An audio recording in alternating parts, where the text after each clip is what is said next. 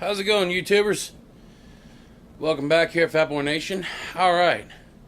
Well, I've had a couple people ask me when I was going to do another cooking video. So I'm going to do you a little short one here. It's nothing going to be extravagant. I'm going to show you how to do a quick and easy pot of pinto beans. So, stick with me.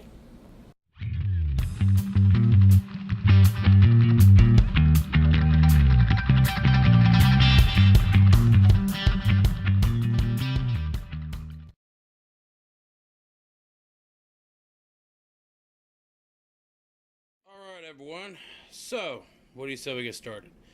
Here we have the essentials. You got your country ham, your beans, onions, water, and of course the most important, the crock pot. So basically people like to take their beans right there and they like to soak them overnight in cold water. Yeah, you could do that if you want to take 2 days making your beans. Or you can do it the quick and easy way with the crock pot. So, this is basically it. Let's get started. You take your crock pot, open it up. You take your beans, dump them in, get them spread out. You take your country ham, dump it in. Spread it out if you want, it don't matter. Make sure your hands are clean, which mine are. And you take your onions that are diced up, and you spread those out. It really doesn't matter if you spread them out or not, because once you fill it full of water, it ain't gonna matter. So, what you do now is get your jug of water, cold or hot, don't matter, because it's gonna heat up. You just fill this thing full of water. And you fill it, and you fill it, and you fill it, and you fill it, and you fill it. Just keep filling it. You fill this thing up to the top. Alright. Now, what you do from here is take your lid, you put it on. Now, I know a lot of y'all don't have a fancy setup like this. Some of y'all have it even fancier with digital output, digital readout. So, basically what is you see you got your high 4, high 6, high 8, low 8, low 10. So what I do is I put it on high 6 when it is about 1 o'clock per se. So your pinto beans here will be done in about 6 hours, which would be about 7, I'd say 7:30 and 7:30, 8 o'clock, between there. So that's pretty much how it is. So bear with me. Be right back. Alright, so here in just a little bit I will check the beans just to stir them up once they started heating up. I usually give them about 2-3 hours before I come in and stir them up. So now you could actually just put this together and leave it go for the full 6 hours. It ain't gonna hurt a thing. But I like to stir my stuff up every so often, but the first stirring I usually wait for about 2 to 3 hours. So I'll be back with y'all here in about 2 to 3 hours to show you the progress of the beans. Be right back. Alright, so it has been a little over 2.5 hours. So we're going to go ahead and lift the lid. It is hot as can be right now. Not yet boiling point. We still got 4 more hours to go. But right now is a good point to stir it all up. Good little spoon. Came with my old rice maker that I have no idea what happened to it. I think it got stolen from by one of my previous roommates that I lived with before I moved back home. But we'll never know. So, alright. Like I said, that has been on for a little over 2.5 hours. So, I say, seeing it is right now 2:45, I will be back with y'all, say about 5 o'clock, and we'll check the beans in. So, be back with y'all at 5. Alright, everyone. So, it is now 5 o'clock. I gave it a little longer. And the pinto beans are working their magic. Look at that. They're boiling good. So, let's stir it again. Look at that goodness. Oh, yeah, look at that sauce that is coming up. Woo-wee. That is going to be some good eatings tonight. Oh, yes. Yes, sir. Now, when the pinto beans get close to being done, I'm going to make me some of that stuff right there to go with it. And I'm going to take these bag of taters, and I'm going to cut some taters up and make some fried taters. So, when it comes time to do the taters, I'll let y'all join in, and I'll show you how I do them. Alright, well, it is now 6:19, and here in just a short little bit, that red light will go to a yellow light, the warm light. Now, let me show you this goodness right here. When everything starts sinking to the bottom, that's good. Look at that. Oh my God. That all looks so good. Wow. Now, so, that's that so far. Now, time to put those in the oven. Alright, so hang tight and we will start baking. Alright, so we're going to make us some Jiffy muffins. So, to start with, we got 2 boxes of Jiffy muffins, a can of milk, and 2 eggs. It requires 1 egg and 1/3 cup of milk per box. 1 can of milk here is 12 ounces, which is 1 cup 4 ounces. So 1 cup is 8 ounces. So let's get started. I got me a bowl right here. So what we're going to do, we're going to move the stuff out of the way. Set the eggs off to the side. And let's see if I can get the camera somewhere where you can see what I'm doing.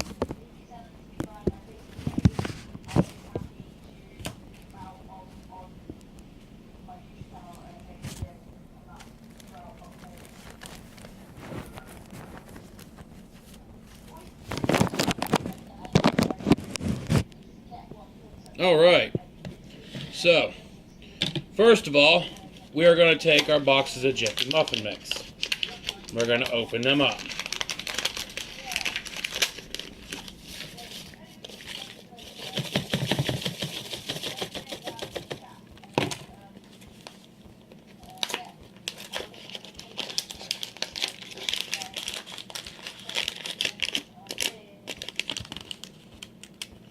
And I apologize if you're hearing talking in the background.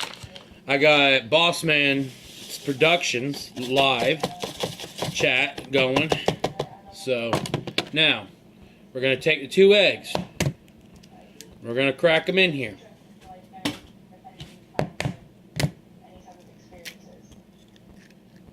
Just try not to get shells in yours if you do it. Now, I know I should have been ready for this, and I wasn't. Alright, so it calls for 1/3 cup per, so I'm using a 2/3 cup, measuring cup. So, let's get this bad boy open.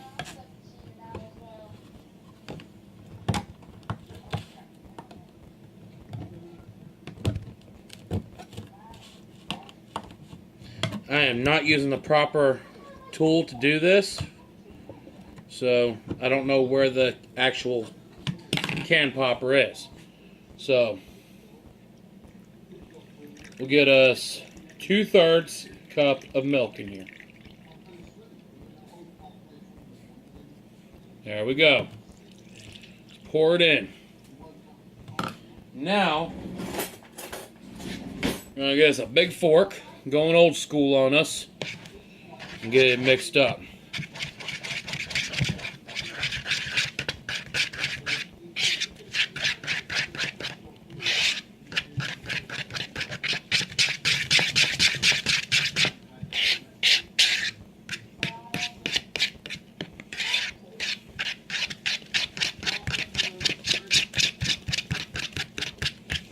when you're doing this, mix it really good, because if you don't, you're going to have some lumps in here.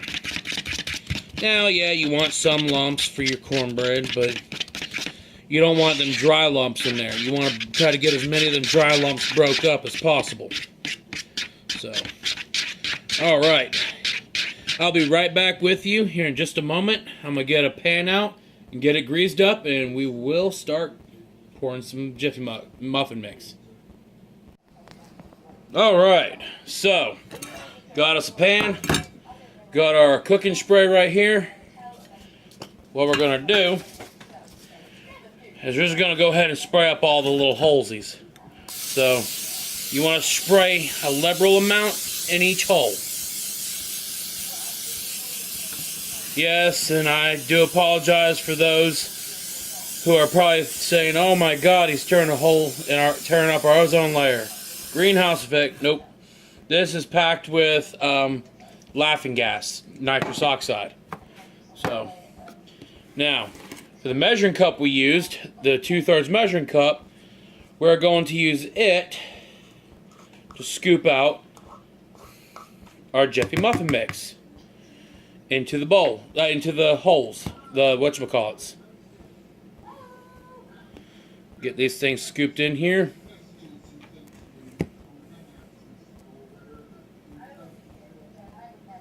Yes, I'm making some big muffins here.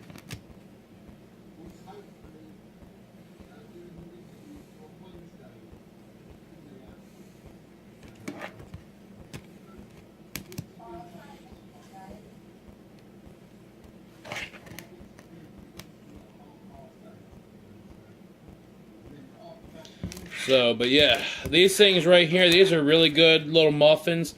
They're a little sweet, so if you like real cornbread, I advise you to get real cornbread mix. But whatever they put in the Jiffy muffin, it gives it a sweet taste and a smooth texture. Now, if you have if you have it near you, I would advise you going to a real mill house and getting some real cornmeal, and you can make some really good cornbread out of that. And I have an old friend, his grandfather did that one time. Holy! Some of the best cornbread I've ever put in my mouth. I'm telling you. And his grandmother made some homemade, what is it called? Pecan pie.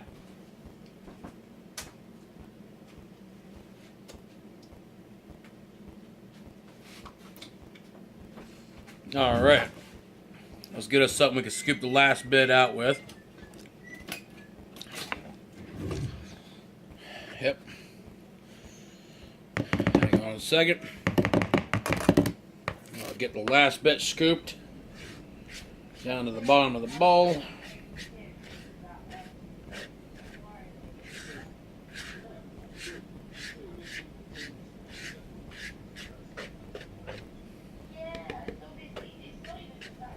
Alright, let's pour us one more cornbread muffin.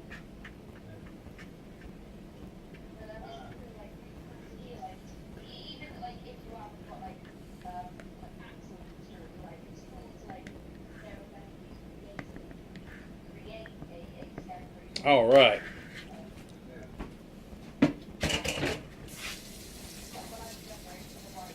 Now, I'm going to clean this up in just one moment. So what you want to do is you want to read your instructions and follow the cooking instructions. 400 degrees and 15 to 20 minutes. So what I'm going to do here is I'm going to scoop some of this cornbread mix out of each one. Because yes, I did put a little too much in.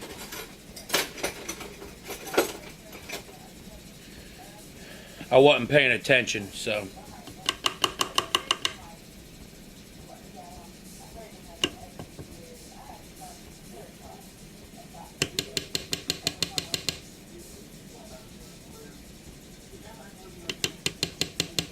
And I'm using a soup spoon to do this.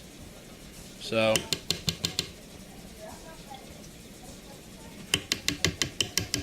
2 boxes of Jiffy muffin mix should make 1 whole pan of muffins. So,